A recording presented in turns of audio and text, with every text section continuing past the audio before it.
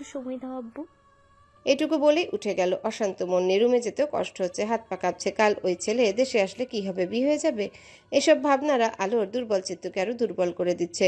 কোনো মতে রুমে পৌঁছে ফোনটা হাতে নিল, হাত কাঁপছে অনবরত। সে দুনিয়া ভুলে গেছে, শুধু একটা কথা মাথায় ঘুরছে, তার রাদিলকে লাগবে। আগে পিছু কিছু না ভেবে কল লগে গিয়ে রাদিলের নাম্বারে ডায়াল করলো।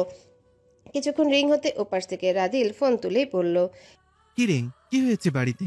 সব ঠিকঠাক? এপাশে আলো নিশ্চুপ, শব্দহীন কাঁদছে সে। চোখ দিয়ে ফোঁটা ফোঁটা অশ্রুবিন্দু কপল বেয়ে নিচে পড়ছে। আলোকে চুপ দেখে রাদিল বুঝতে পারে খারাপ কিছু হয়েছে। রাদিল আলোকে দিয়েই বাসায় চলে আসে। ভার্সিটিতে যাওয়ার কথা থাকলেও সেখানে যায়নি, মন চানছিল না যেতে। মাত্রই বাসায় এসে পৌঁছেছে, ফ্রেশও হয়নি এখনো। নিজের রুমের বিছানায় এসে বসতেই আলোর কল আসে। রাদিলের কণ্ঠ শান্ত, নিজেকে খুব সযত্নে সামলে নিয়ে শান্ত স্বরে বলল, বিয়ে নিয়ে কিছু হয়েছে জান? এবার আলো আর থাকতে পারল না, মুখ চেপে ধরে ঝরঝরিয়ে কেঁদে দিল। রাদিল কিছু বলছে না, চুপচাপ আলোর কান্না শুনে যাচ্ছে। আলোর প্রায় হেঁচকি উঠে গেছে। রাদিল এবার আলোকে আশ্বাস দিয়ে বলল, আলো রানী, কাঁদছিস কেন তুই? তোর রাদিল কি মরে গেছে? আমি আছি তো, আমি দেখে নেব। আগে বল, কি বলেছে আঙ্কেল আন্টি?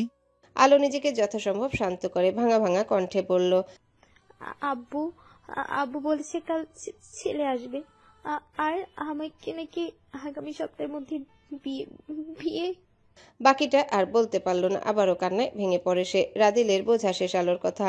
এতক্ষণ যে চিন্তায় ছিল, এখন তার 3 গুণ চিন্তায় পড়ে গেছে রাদিল। সে ভেবেছিল বিয়ে নিয়ে কিছু হবে, তবে এতটা দ্রুত এত কিছু হয়ে যাবে এটা ভাবেনি। সময় মাত্র 1 সপ্তাহ, এই এতটুকু সময় কি থেকে কি করবে সে, চিন্তায় হাত পা অসাড় হয়ে আসছে।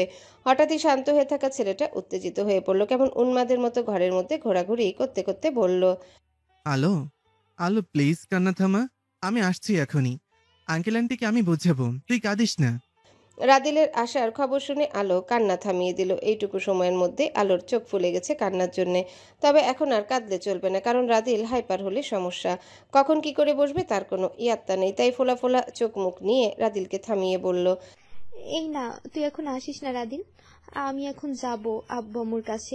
আমি গিয়ে সব সব খুলে বলবো। যদি তাও রাজি হয় তখন তুই আসিস, আমি বাধা দেব না। রাদিলের মন মানছে না, আলোর হাতে সবকিছু একা ছাড়তেও চাইছে না, তাই নাকচ করে বলল, না, আমি এখনই যাব। দরকার হয় এখনই আমার আব্বু আম্মুকে কনভিন্স করে নিয়ে যাব। পাগলামো করিস না রাদিল। আমি আমার আব্বুকে চিনি, তুই আসলে সে কখনো মানবে না। আমাকে আগে কথা বলতে দে। আমি এখনই যাব বলছি তো। তাহলে যা এক্ষুনি গিয়ে বল তুই কাউকে বিয়ে করবি না। তুই আমাকে ভালোবাসিস, তুই আমার। সবাইকে বলে আসবি, অন্য কারোর সাথে বিয়ে তোর হবে না। বুঝতে পেরেছিস? রাদিলের কণ্ঠ উচ্চ হতে থাকে। সে যে বদ্ধ উন্মাদের মতো আচরণ করছে আলো বুঝতে পেরেছে। এবার নিজের সমস্ত ভুলে আগে রাদিলকে শান্ত করতে চাইল আলো। সান্ত্বনা বাণী দিয়ে বলল, রাদিল প্লিজ, এমন অশান্ত হোস না, একটু শান্ত হ। তুই এমন করলে আমার কি হবে বল? তুই আমার সাহস রাদিল, তুই এমন করলে আমি কি করে সব ম্যানেজ করব? রাদিল শান্ত হয়ে আসে। সে তো ঠিকই বলেছে, রাদিল এমন করলে আলোর কি হবে? ও কি করে নিজেকে সামলাবে? রাদিল শান্ত নদীর ন্যায় বলল, আমি কি করব? তুই আমার সব আলো। আমি তোকে হারাতে পারবো না। কিছু কর please. I just need you আলো। মরে যাব তোকে ছাড়া। প্লিজ চুপ কর, এখন এগুলো বলিস না। আমাদের দুজনকে আগে সব ঠিক করতে হবে। এখন বসে থাকতে পারবো না, তুই রাখ, আমি গিয়ে এখনই সব বলবো। রাদিলের কিছু বলার আর অপেক্ষা করল না। সে নিজের কলটা কেটে দিল। বুকের ভেতরে আকাশসম ভয়টাকে কাটানোর অদম্য চেষ্টা চালাচ্ছে। গভীর এক নিঃশ্বাস ছেড়ে তৈরি হচ্ছে ভালোবাসায় জয় নামক যুদ্ধে যেতে। ইরা নিজের ব্যাগপত্র গুছাচ্ছে। একটু আগে ভার্সিটি থেকে ফিরেছে, এখন আবার সব রেডি করতে হচ্ছে। ইরার মা মানজিয়া বেগম আজ বাসায় চলে যাবেন, সেই সুবাদে ইরাও যাচ্ছে মানিকগঞ্জ। অনেকদিন তো হলো ঢাকায় এসেছে, এখন একটু নিজের বাড়িটাও ঘুরে আসা প্রয়োজন। ঢাকা থেকে মানিকগঞ্জ যেতে প্রায় 2 থেকে 3 ঘন্টা লেগে যাবে, তাই এই দুপুরে সব রেডি করছে। 4টার দিকে রওনা দিবে তারা। ইরা ফিহার রুমে ব্যাগ গোছাচ্ছে, সাথে আরও আছে সাহায্য করার জন্য। আরও ভীষণ মন খারাপ করে বলল, দিন পরেই যেতে শিরো, আমি একা থাকবো এখানে, ভাল লাগে না। ইরা কাপড় ভাঁজ করছিল। আরুর কথায় ওর দিকে তাকিয়ে হেসে বলল, একা কই, ফাহিম ভাই আছে, মামিমা আছে, ফাহাদ ভাই, ফিহা আপু আছে। মামাও তো তোকে মেয়ের মতোই দেখে, কত কথা বলে। তাহলে একা কই? আরে আব্বু আম্মু তো আছেই, তাদের সাথে সময় কেটে যাবে জানি, কিন্তু তোকে ছাড়া ভাল লাগবে না। আর তুই তো জানিসই ওই ফিহার, মানে ফিহা আপুর সাথে আমার ততটা জমে না। উনি ওনার মতো থাকে, আমি আমার মতো। আর রইল তো ডাক্তার ভাই, সে তো সারাদিন হসপিটালেই থাকে, তার তৃতীয় বউ বলে কথা। ইরা হেসে বলে, হয়েছে, থাম। আমিও মিস করব তোকে। 2 দিনই থাকবো ব্যাপার না। এখানে মাকেও এত সময় দিতে পারিনি। বাসায় গিয়ে মায়ের সাথে 2 দিন সময় কাটিয়ে চলে আসবো। আচ্ছা, আরাম ভাইকে বলেছিস তুই যে মানিকগঞ্জ যাচ্ছিস? না, ওনাকে বলা হয়নি। পরে ফোন দিয়ে জানিয়ে দেবো। এখন হয়তো কাজে আছে। আলো ইরাকে সাবধান বাণী দিয়ে বলে, আমি আগেই বলে রাখছি রু, ভাইকে আগে বলে যা, ভাই পরে জানতে পারলে রাগও করতে পারে। ইরা ওর কথায় অতটা পাত্তা না দিয়ে বলল, তোর ভাইকে আমি দেখে নিব, চিন্তা করিস না তো। হ্যাঁ হ্যাঁ, এখন তো তোমার কথাই সব কথা। ভাই আমার এখন তোমার কথায় উঠবে আর বসবে। আলোর নাটকীয় কথায় ইরা হেসে দেয়। দুই বান্ধবী হাসিতে আড্ডায় কাজ করতে থাকে। তাদের আরেক বান্ধবীর মনের অবস্থা জানতে পারলে হয়তো তাদের এই হাসির আমেজটা থাকতো না। কাছের মানুষের চিন্তায় কষ্টে সমানভাবে কষ্টিত হতো তারা। ফোলা ফোলা চোখ মুখ নিয়ে রুম থেকে বেরিয়ে গেল আলো। চোখও লাল হয়ে গেছে কান্নার দরুন। আস্তে ধীরে এগিয়ে গেল তার বাবার কাছে। ফজলুল হক সোফাতেই বসেছিলেন, সাথে আলেয়া বেগমও ছিলেন। বিয়ের ব্যাপারে আলাপ চলছিল দুজনের মধ্যে। হঠাৎ মেয়েকে এমন বিধ্বস্ত রূপে সামনে দেখে চমকে উঠলেন দুজনায়। আলেয়া বেগম চিন্তিত হয়ে প্রশ্ন ছুড়লেন, কি রে আলো, তোকে এমন দেখাচ্ছে কেন? কি হয়েছে? শক্ত কাঠপুতুল হয়ে যাওয়া মেয়েটা মায়ের প্রশ্নের কোনো জবাব দিল না। সোজা গিয়ে বাবার পায়ের কাছে মেঝেতে বসে পড়ল। তার হাতটা নিজের হাতে নিয়ে সরাসরি বলে দিল, আব্বু, আমি বিয়েটা করব না। ফজলুল হক সাথে সাথে মেয়ের কাছ থেকে হাত ছাড়িয়ে নিলেন। চোখ মুখ আঁধার করে গম্ভীর হয়ে বললেন, এটা কেমন কথা আলো? বিয়ে করবে না মানে কি? সব কিছু ঠিকঠাক ঠিক হয়ে আছে, এখন তোমার কোনো না শুনবো না আমরা। আগে কেন না করলি? আলোর চোখে জল অভিযোগের সুরে বলল, আগে জানতে চেয়েছো আমি কি চাই?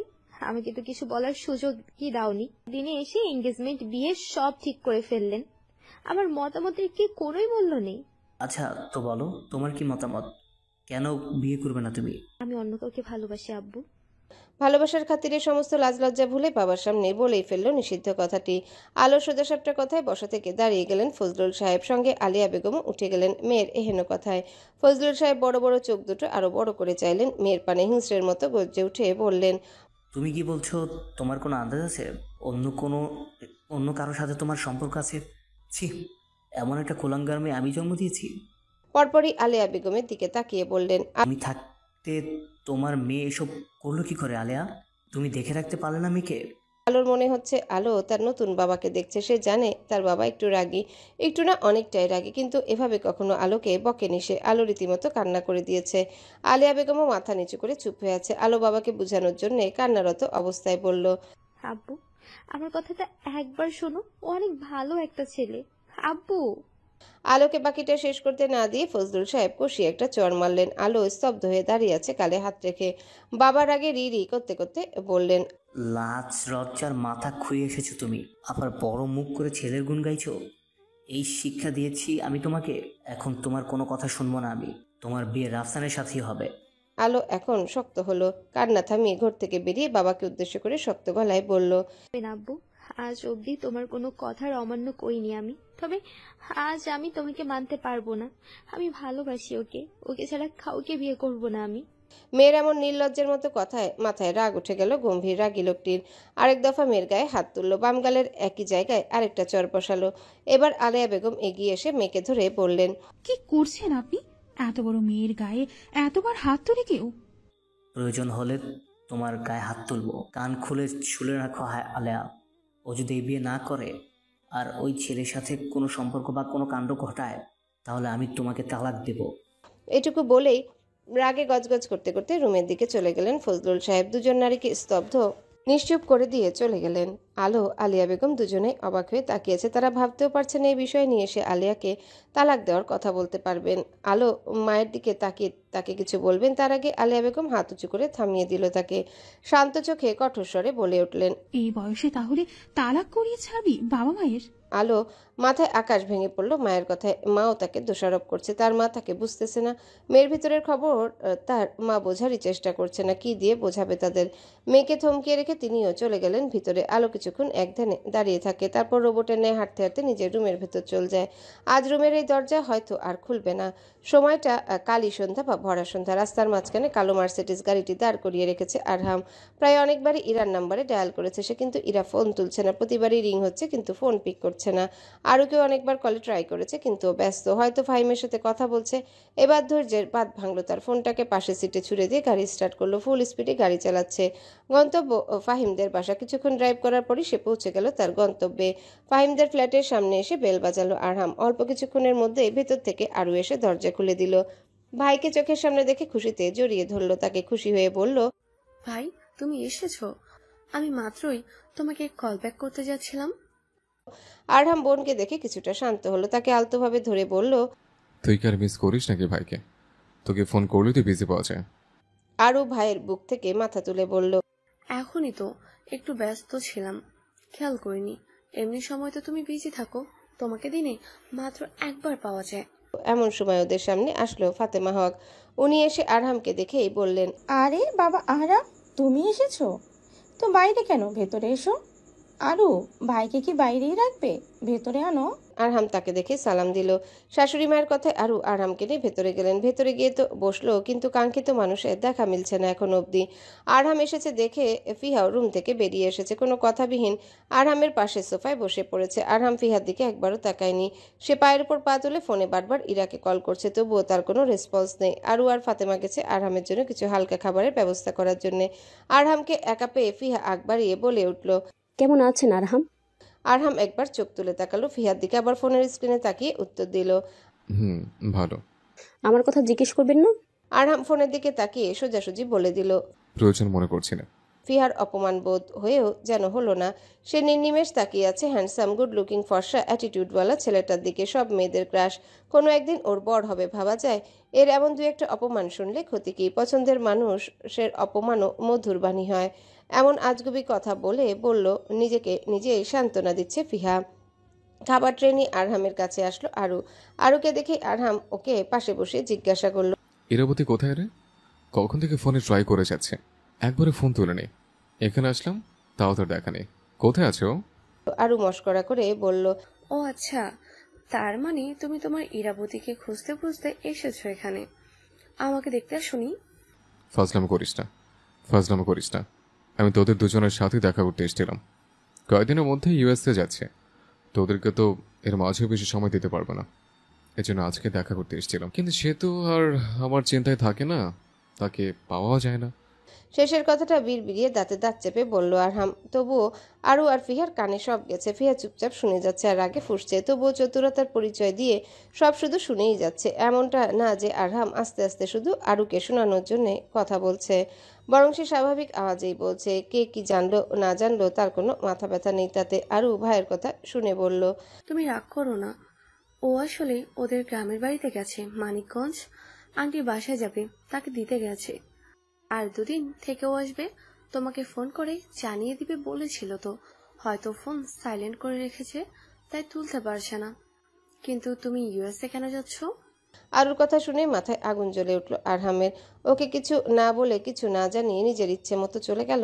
একবার তো বলা উচিত ছিল, একটাবার দেখা করে গেল না। আরহাম তো দুপুরে বলল কাজ শেষ করে আসবে দেখা করতে, তাও ওয়েট করলো না। তাকে না দেখে আরহামের কেমন লাগছে সেটা বোঝার কি কোনো দরকার নেই তার?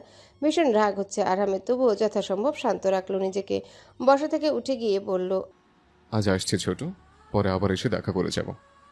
তো কিছু খেলেও না? মানে তুমি সত্যি শুধু ইরোকে দেখতে এসেছিলে, আমাকে না? আরহাম বোনের মাথায় আদুরে চুমু খেয়ে বলল, তোকেও দেখতে এসেছিলাম।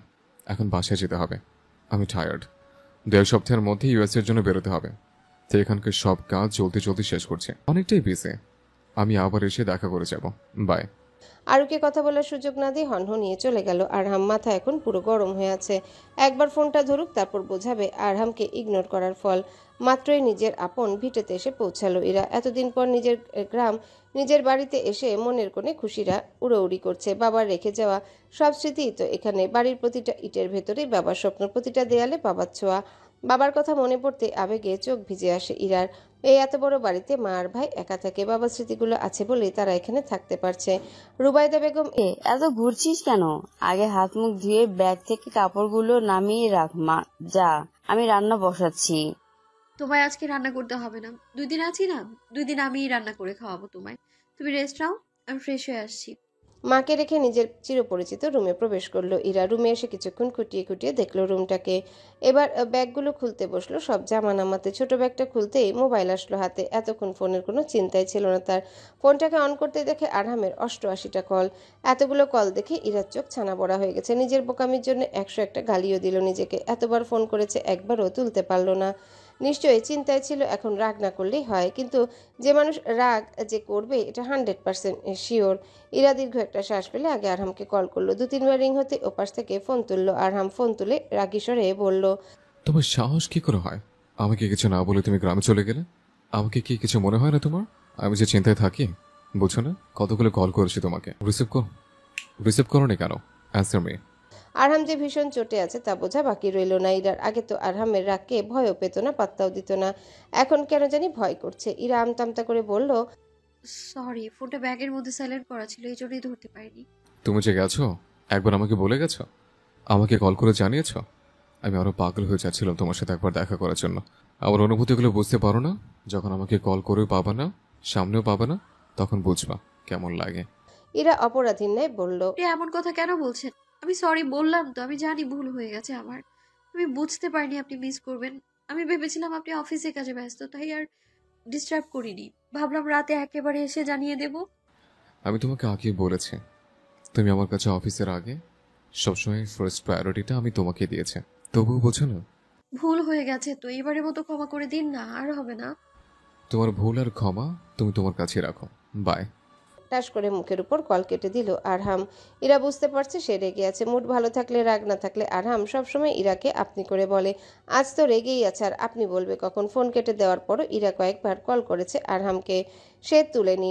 এদিকে ইরাকে রান্নাও বসাতে হবে, তাই ফোন রেখে রান্নাঘরের দিকে চলে গেল। কাজ শেষ করে না হয় কল করা যাবে আরহামকে। নিস্তব্ধ কক্ষের ভেতরে খানিকক্ষণ বাদে বাদে শুধু ফোপানোর আওয়াজ পাওয়া যাচ্ছে। না কোনো কথা, না কোনো কান্নার শব্দ, শুধুই নাক টানার ফোপানোর শব্দ হচ্ছে। কেউ যে রুমের ভিতরে বসে কান্না করছে তা বোঝা যায়। এরকম নিস্তব্ধতার মাঝে কর্কশ শব্দে মুঠোফোনটা বেজে উঠল। আলোর মাথার সামনেই ছিল ফোনটা। সে মেঝেতে বসে বিছানায় মাথা রেখে কেঁদে চলেছে অনবরত। ফোনের শব্দে মাথাটা তুলে তাকালো আলো। স্ক্রিনে চোখ রাখতেই দেখলো রাদিলের কল। আলো আস্তে করে ফোনটা হাতে তুলে নিল। ফোন রিসিভ করতেই ওপাশ থেকে ভেসে এলো রাদিলের শান্ত স্বর। আলো, বলেছিস আঙ্কেল আন্টিকে সব? তারা কি বলেছে, মানবে? আলো কথা বলছে না, তার কান্নার প্রকোপ আরো বাড়ছে। আলোর কান্নার শব্দ শুনেই বলল, মানেনি তো? ঠিক আছে, সমস্যা নেই, চিন্তা করিস না জান। আমি কালই আব্বু আম্মুকে নিয়ে তোদের বাসায় আসবো। তারপর দেখবো কে না করে। না করলে তোকে তুলেই নিয়ে চলে আসবো। আলোর কান্না থামছে না, কাঁদতে কাঁদতেই বলল, আসিস না রাদিন। ওনারা ওনারা মানবে না কখনো আমাদের। আমরা কখনো এক হতে পারবো না রে রাদিন। কেউ আমাদের এক হতে দেবে না। কে বলেছে তোকে এক হতে দেবে না? আমি বলেছি তো সব ঠিক করে দেব। শুধু তুই কাঁদিস না প্লিজ। আমার কষ্ট হয় তুই কাঁদলে। তুই শুধু আমার হয়ে থাকিস, তাতেই হবে। মনে রাখ, রাদিল তোকে অন্য কারো হতে দেবে না, তুই নিশ্চিত থাক। আলো মুখে হাত দিয়ে কেঁদেই যাচ্ছে। একটু আগে কি হয়েছে কিছুই বলেনি রাদিলকে। এগুলো বললে উন্মাদ হয়ে যাবে, হয়তো এখনই চলে আসবে বাড়িতে, তাই কিছু বললো না এই ব্যাপারে। রাদিল আবারও বলে ওঠে, অনেকক্ষণ ধরে কেঁদেছিস তাই না? চোখ ফুলে ফেলেছিস নিশ্চয়ই। চোখের জল এত বেশি পড়ে কেন তোর? যা, ফ্রেশ হয়ে আয়। ভালো করে মুখে পানি দিয়ে আয় তো। আমি বলেছি না কিচ্ছু হবে না, তারপরও কাঁদছিস কেন? নিজেকে অনেক কষ্টে বুঝ দিয়েছি, এখন তুই কেঁদে আমাকে পাগল করিস না। প্লিজ কান্না থামা, আমি আছি তো। আলো ছোট করে শুধু হুঁ বলল। অনেক কষ্টে কান্নার আওয়াজ বন্ধ করে রেখেছে যাতে রাদিল বুঝতে না পারে। ওর হুঁ বলাতে রাদিল আবারও বলল, যা, মুখ ধুয়ে আয়, কোনো চিন্তা করবি না, ঠিক আছে? আমি সকাল সকাল তোদের বাসায় পৌঁছে যাব। এখন একটা কাজ কর, রাতের খাবারটা খেয়ে ঘুমিয়ে পড়। বেশি চিন্তা করলে কিন্তু ঘুম হবে না। আলো আবারও একই ভাবে হুঁ বলল। রাদিল ওপাশ থেকে ফোন রেখে দিল। তবে আলো আজ আর রাদিলের কোনো কথা মানতে পারবে না। তার লাইফের সব থেকে কঠিন সময়টা কাটছে এখন। কি করে চিন্তা করা ছাড়া থাকতে পারবে? ঘুম কি হবে আদৌ? মেঘাচ্ছন্ন ভোর, এই একটু রোদের দেখা মিলছে তো এই বৃষ্টি পড়ছে। ছোঁয়া টিউশনি করিয়ে ডিরেক্ট ভার্সিটির দিকে যাচ্ছে। ছাত্রীকে পড়িয়ে মাত্র বের হলো। একটু সামনে গেলে রিক্সা পাওয়া যাবে। 2 মিনিট হাঁটতেই সামনে রাস্তার পাশে কিছু মানুষের ভিড় দেখতে পেল। বেশ কয়েকজন লোক গোল হয়ে জটলা পাকিয়েছে। ছোঁয়া কিছু না ভেবে সামনে এগিয়ে গেল কি হয়েছে দেখতে। ভিড় ঠেলে এগোতে দেখে একটা ছেলে রাস্তায় উপর হয়ে শুয়ে আছে, মাথার কাছ থেকে রক্ত বেরোচ্ছে। কেউ ধরছে না ছেলেটাকে। পেছন থেকে 2-1 জন লোক এসে ধরে সোজা করলো তাকে। ছেলেটার চেহারা দেখে ছোঁয়ার বুকটা ধক করে উঠল। বড় বড় চোখে তাকিয়ে আছে সামনে অজ্ঞান হয়ে থাকা আইমানের দিকে। আইমানকে দেখে দৌড়ে গিয়ে তাকে ধরলো। আইমানের কাছে বসে তার গাল ধরে ঝাঁকাতে ঝাঁকাতে বলল, আইমান, আইমান, কি হয়েছে আপনার? চোখ খুলুন আইমান। আইমান সেন্সলেস। ছোঁয়া ওর এমন রক্তাক্ত অবস্থা দেখে চোখের পানি আটকে রাখতে পারছে না, সে কান্না করে দিয়েছে। লোকেরা বলছে মনে হয় অজ্ঞান হয়ে গেছে, তাড়াতাড়ি কাছের কোনো হসপিটালে নিয়ে যান। পাশ থেকে আরেকজন অর্ধবয়স্ক লোক বলল। ছোঁয়া তার এক কথায় রাজি হয়ে গেল। কেউ তাকে হাসপাতালে না নিলেও ছোঁয়া একাই নিত।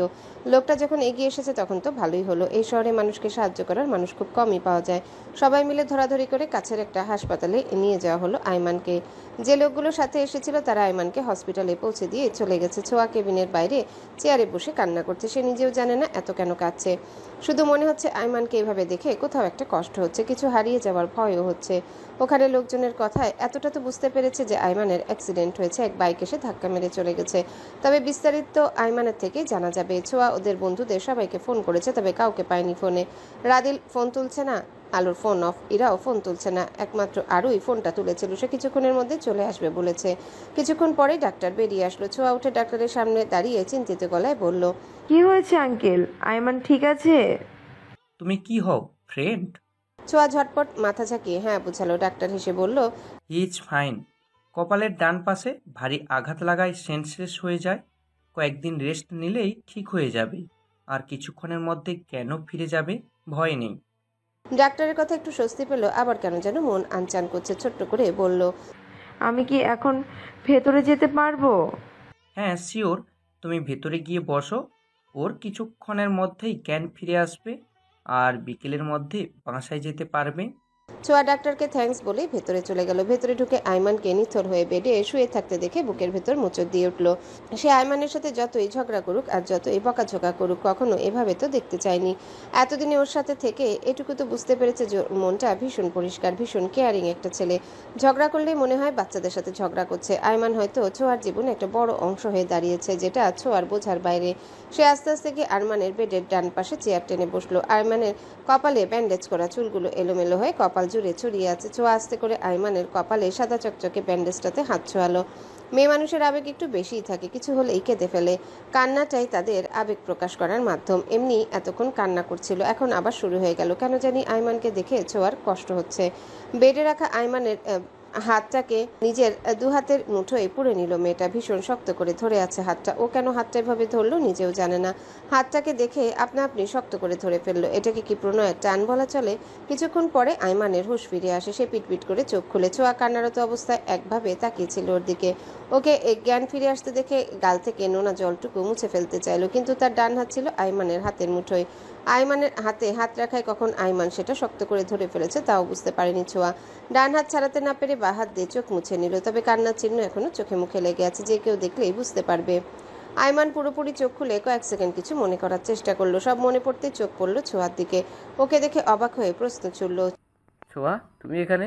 ছোঁয়া ওর প্রশ্নের উত্তর না দিয়ে বলল, আপনি ঠিক আছেন? কোথাও ব্যথা করছে? আমি ডাক্তার আঙ্কেলকে ডাকবো? না আমি ঠিক আছি, কিন্তু তুমি আমাকে কোথায় পেলে? আমি ভার্সিটিতে যাচ্ছিলাম, রাস্তায় আপনাকে রক্তাক্ত অবস্থায় পড়ে থাকতে দেখে দুজন আঙ্কেলের সাহায্যে এখানে নিয়ে আসি। অবাকের রেশ কেটে উঠতে আইমানের চোখ পড়ে ছোঁয়ার চোখে মুখের উপর। এতক্ষণ তাকিয়ে থাকলেও এতটা খেয়াল করেনি। এখন স্পষ্ট বুঝতে পারছে ছোঁয়া কান্না করেছে। তুমি কেঁদেছো চাশমিশ? ছোঁয়া ঘাবড়ে গিয়ে মাথা নাড়িয়ে না বুঝালো। ছোঁয়ার ঘাবড়ে যাওয়া মুখ দেখে আইমান আবারও বলল, তোমাকে দেখেই বোঝা যাচ্ছে তুমি কেঁদেছো। আমার জন্য কেঁদেছো? ওই আপনাকে ওরকম অবস্থায় দেখে ভয় পেয়ে গেছিলাম তাই। আইমান মজা করে বলল, আমার তো মনে হচ্ছে তুমি আমাকে ওভাবে দেখে অনেক হেসেছো। আফটার অল আমি তোমার একমাত্র শত্রু যে। ছোঁয়া চোখ মুখ কুঁচকে বলল, সব সময় ঝগড়া করবেন না তো। মেয়েদের মতো সব সময় কি ঝগড়া করতে ভালো লাগে নাকি আপনার? আমি কেন আপনাকে ওরকম একটা সিচুয়েশনে দেখে হাসবো? আমার কি মানবতা বোধ নেই? আপনি জানেন আপনাকে ওভাবে দেখে কেমন লেগেছিল আমার? তা কি করে জানবেন? আপনি তো শুধু আমাকে কি করে জ্বালানো যায় সেটা নিয়ে থাকেন, অসহ্য। এমন সময় কেবিনে প্রবেশ করে আরু। আইমানের কাছে ছুটে এসে বলল, আইমান, কি হয়েছিল? ছোঁয়া ডাক্তার কি বলেছে? ছোঁয়া নিজের রাগ ধরে রেখেই বলল, তোমার বন্ধু, তুমি ওনাকে দেখো। ওনাকে জিজ্ঞেস করো উনি কোথায় গেছিলেন আর কি করে এমনটা হলো। আরও কিছু বুঝতে পেরে বলল, তোর আবার কি হলো? এই আইমান, তুই ওকে কি বলেছিস? আইমান ইনোসেন্ট হয়ে বলল, আমি কিছুই বলিনি ওকে, আমি তো এমনি অসুস্থ। জ্ঞান ফিরে দেখলাম আমার সাথে রাগারাগি করছে। আইমানের কথায় তেলে বেগুনে জ্বলে উঠল ছোঁয়া। শক্ত করে ধরে রাখা আইমানের হাতটা ছাড় দিয়ে ছাড়িয়ে নিয়ে উঠে পড়ল। বাইরে যেতে যেতে বলল, তোমার বন্ধুকে তুমি দেখো, আমি বাইরে গেলাম, ওনার কাছে থাকতে পারবো না, আমি অসহ্য। আরও অবাক কি হলো কিছুই বুঝলো না। ছোঁয়ার দিক থেকে ধ্যান সরিয়ে এবার আইমানকে এটা ওটা জিজ্ঞাসা করলো কি করে অ্যাক্সিডেন্টটা হলো। আরও আইমানের বাবা মাকেও কল করে জানিয়ে দিয়েছে। আইমানের কথায় যা বুঝলো, আইমান ভার্সিটি আসার জন্য রাস্তা দিয়ে যাচ্ছিল, সামনে থেকে রিক্সাও নিত, কিন্তু হঠাৎ একটা বাইক খুব তাড়াহুড়ো করে আসছিল। আইমান সাইডেই ছিল, কিন্তু বাইকওয়ালা ছেলেটা ওকে সাইড থেকে ধাক্কা দেয়, যার ফলে বাহুর সাথে বাইকের হালকাভাবে ধাক্কা লাগে। যেহেতু বাইকটা বেশ জোরেই ছুটছিল, তাই হালকা লাগা সত্ত্বেও সে রাস্তায় পড়ে যায়। হঠাৎ জোরে পড়ে যাওয়ায় ফুটপাতের উঁচু জায়গাটায় কপালের কাছে ব্যথা পায়, যার ফলে সে সেন্সলেস হয়ে যায় আর কপাল থেকে রক্ত পড়তে থাকে। কাল রাত থেকে আলো ঘরবন্দি হয়েছে, রাতে না কিছু খেয়েছে আর না রুম থেকে বেরিয়েছে। আলিয়া বেগম বেশ কয়েকবার মেয়েকে ডেকে গেছে, কিন্তু তার রেসপন্স পায়নি। আজ সকাল থেকেও ডাকছে, কিন্তু তবু আলো ঘর থেকে বের হয়নি। একভাবে বিছানায় শুয়ে শুয়ে অশ্রু বিসর্জন দিয়ে যাচ্ছে। কোথায় ফোন, কোথায় কি, কোনো কিছুরই খেয়াল নেই তার। ফোন রাতে কখন বন্ধ হয়ে গেছে তাও জানে না। হঠাৎ বাইরে থেকে কয়েকজনের কথার আওয়াজ পায় আলো, সাথে ফজলুল সাহেবের উচ্চ কণ্ঠস্বর। তার গলার আওয়াজে শোয়া থেকে উঠে বসে। কিছুক্ষণ মন দিয়ে কথাগুলো শোনার পর সে রাদেলের কণ্ঠস্বর পায়। রাদিলের কণ্ঠ পেয়ে ঝটপট করে রুম থেকে বেরিয়ে যায় আলো। বাইরে বেরিয়ে গিয়ে দেখে রাদিলের বাবা মা সবাই এখানে উপস্থিত। ছোঁয়া কাল রাত থেকে কান্নায় ডুবে থাকায় তাকে বিধ্বস্ত দেখাচ্ছে। না আছে চুলের ঠিক, না আছে জামা কাপড়ের ঠিক, জামা কুচকে ভাঁজ হয়ে আছে আর চুলগুলো সব এলোমেলো মাথা জুড়ে। রাদিল আলোকে এভাবে দেখে আলোর কাছে এগিয়ে যেতে চায়, কিন্তু মাঝে বাধা হয়ে দাঁড়ায়। কঠোরভাবে বলে, থাকো আমার মেয়ের কাছ থেকে, তোমার জন্যই আমার মেয়ের আজ এই দশা, তোমার জন্যই এই প্রথম ও আমারকে অমান্য করছে। কি করেছো তুমি ওকে? রাদিল তার কাছে হাত জোর করে বলে, প্লিজ আঙ্কেল, ওর কাছে একটু যেতে দিন, দেখুন না ওর কি হাল হয়েছে, একটু যেতে দিন প্লিজ। ফজলুল সাহেব ওকে ধাক্কা দিয়ে বলে, কে তুমি? হ্যাঁ, কি যোগ্যতা আছে তোমার আমার মেয়ের কাছে যাওয়ার? চাকরি করো, টাকা ইনকাম করো, বড়লোক বাবার মেয়ে দেখেছো আর অমনি ফাঁসিয়ে নিয়েছো। ওনার এমন কথায় রাদিলের বাবা রেগে যান, সাবধান করে বলেন, ভদ্রভাবে কথা বলুন ফজলুল সাহেব। টাকা আপনাদের থেকে কম থাকতে পারে, কিন্তু সম্মান নয়। আপনি ডিরেক্টলি ইনসাল্ট করছেন আমাদেরও আপনার মেয়ে নেওয়ার কোনো শখ ছিল না। আমার ছেলে আপনার মেয়েকে ভালোবাসে বলেই আজ আমরা আপনার শরণাপন্ন হয়েছি। কি ভেবে আসলেন আমার কাছে? আপনার কি মনে হয় আমি এরকম একটা ছেলের হাতে আমার মেয়েকে তুলে দেব? কি যোগ্যতা আছে আপনার ছেলের? ওকে খাওয়ানোর যোগ্যতা আছে ওর? এবার মুখ খুলল আলো। মেয়েটা শক্ত গলায় বাবাকে বলল, ওনাদেরকে অপমান করা বন্ধ করো। রাদিলের সম্পূর্ণ যোগ্যতা আছে আমাকে খাওয়ানোর। এতটুকু বলতে তিনি এসে মেয়ের গালে আবারও চড় মারলেন। এটা দেখে রাদিল এগিয়ে গিয়ে সবার সামনে আলোকে জড়িয়ে ধরে, আপনি গায়ে হাত তুলছেন কেন? ওর অবস্থা দেখছেন না? আমাকে নিয়ে সমস্যা তো আমাকে মারুন, ওর গায়ে হাত তুলবেন না। চোখের সামনে একটা ছেলেকে নিজের মেয়েকে জড়িয়ে ধরার লজ্জায় যেন মাথা হেট হয়ে যাচ্ছে তার। টান মেরে রাদিলকে ছাড়িয়ে নিয়ে তার গালেও একটা চড় বসিয়ে দিল। রাদিলের বাবা আবারও এগিয়ে এসে ছেলেকে ধরে কিছু বলবে তার আগে ফজলুল সাহেব বললেন, নিয়ে যান আপনার কোলাঙ্গার ছেলেকে। আপনাদের যদি লাজ লজ্জা থাকে, যদি আত্মসম্মান বোধ থাকে, তাহলে এক্ষুনি বেরিয়ে যান এখান থেকে, আর কখনো যেন আপনাদের মুখ না দেখি। রাদিলের বাবা মা দুজনে অপমান বোধ করলো এবং রাদিলকে জোরপূর্বক টানতে টানতে বলল, চল এখান থেকে, তোর কথায় এখানে এসেছিলাম, অপমান হতেই আসিনি। লাগবে না তোর ওনার মেয়েকে, আমি কালই তোর জন্য এর থেকে ভালো মেয়ে দেখে দিব। রাদিলেরও কেঁদে দিয়েছে এতক্ষণে। বাবার হাত থেকে নিজেকে ছাড়িয়ে নিতে নিতে ছোট বাচ্চাদের মতো বলল, ছাড়ো আব্বু, আমি কাউকে চাই না, আমার ওকে লাগবে, আমি মরে যাবো ওকে ছাড়া। আঙ্কেল আঙ্কেল আপনি এমনটা করবেন না, আলো মরে যাবে আমাকে ছাড়া, ও আমাকে ছাড়া বাঁচবে না। আলো। রাদিল আহাজারি করেই যাচ্ছে, কিন্তু কেউ শুনছে না ওর কথা, ওকে টানছে। আলোরও একই দশা, ভেঙে চুরে গেছে মেয়েটা। ফজলুল হক আলিয়াকে হুকুম করে বললেন, ভেতরে নিয়ে যাও তোমার মেয়েকে, ওর ফোনও নিয়ে আসো ওর কাছ থেকে। আলিয়া বেগম জোর করে মেয়েকে ভেতরে নিয়ে নিলেন, কিন্তু আলো যাচ্ছে না। রাদিলের দিকে করুণ দৃষ্টিতে তাকিয়ে আছে। রাদিল নিজের বাবার সাথে জোরাজোরি করছে যেন না নিয়ে যায়, কিন্তু শুনছেন না। যেখানে এতটা অপমানিত হয়েছে সেখানে আর এক মুহূর্ত থাকবে না তারা। তাকে এক প্রকার টেনেই নিয়ে গেল। আলোকেও তার মা রুমে নিয়ে গেলেন। এবং ফোনটাও নিয়ে আসলেন। আলো কান্না করে যাচ্ছে আর আলিয়া বেগম তাকে বোঝানোর চেষ্টা করছে, কিন্তু আলো এসব বোঝার মতো অবস্থায় থাকলে তো বুঝবে। আলোর বাবা রুমে এসে বলে গেলেন, আজ বিকেলে রাফসান আসছে, বাসায় আসছে তোমাকে দেখতে। যদি কোনো কাণ্ড ঘটাও তাহলে তোমার আর তোমার মায়ের দুজনের খবর করে ছাড়বো। এই ছেলেটাকে ভুলে যাও আর কান্না বন্ধ করো। খাবার খেয়ে ফ্রেশ হয়ে রেডি হয়ে থাকবে, নয়তো বুঝতে পারছো বাড়িতে কি হবে। ফজলুল সাহেবের কথায় কাজ হলো না। অবাধ্য জল এখনো পড়ছে চোখ থেকে। আলিয়া বেগম এটা ওটা বুঝাচ্ছে, তাও কাজ হচ্ছে না। না খাবার খাচ্ছে না কিছু করছে। রাদিলের অনেক কষ্টে তার বাবা মাকে নিয়ে এসেছিল, বাড়িতে এসেও সে শান্ত নেই। রাদিলকে অনেক কষ্টে তার বাবা মা বাসায় নিয়ে এসেছেন, বাড়িতে এসেও সে শান্ত নেই। এদিক ওদিক জিনিস ভাঙচুর করছে, কখনো এটা ছুঁড়ে মারছে তো কখনো ওটা ছুঁড়ে মারছে। অতিরিক্ত টেনশন সহ্য করতে না পেরে সে অজ্ঞান হয়ে যায়। সাথে সাথে তার বাবা ডাক্তারকে ফোন করে নিয়ে আসে। আলো ফুরিয়ে আধার ঘনালো। সারাদিন বৃষ্টি রোদের মধ্যেই কেটেছে। একবার ঝিরিঝিরি বৃষ্টি, আবার একটুখানি রোদের ঝলকানি। ইরা আজ সারাদিন ভীষণ ব্যস্ততার মধ্যে কাটিয়েছে। রামিমের কথায় পুরো গ্রাম ঘুরেছে আজ। ফোন আজ সারাদিনেও ইরার কাছে ছিল না। সকালে আরহাম বেশ কয়েকবার কল করেছে কিন্তু ধরেনি। এরপর আর ফোনের সাথে দেখাই হয়নি তার।